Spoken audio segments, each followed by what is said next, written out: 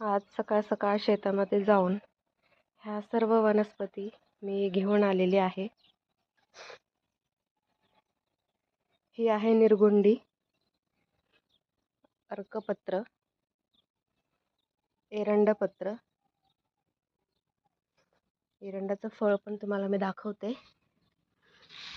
हे बघा, हे मोठे झाल्यानंतर सुकवून ह्याचं तेल काढलं जातं. कॅस्टर ऑइल आपण त्याला बोलतो, जे सद्यविरेचनमध्ये फार उपयुक्त ठरतं. ही सर्व पत्र वेदनास्थापनगणामध्ये येतात.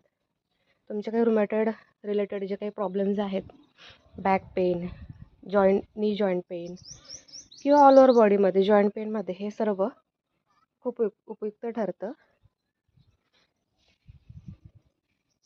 आता उद्या जायचं आहे पुण्याला, सो आजच शेतातून मी सर्व ही पत्र आणलेली आहेत आणि ही सुकवून मी तिकडे घेऊन जाणार आहे.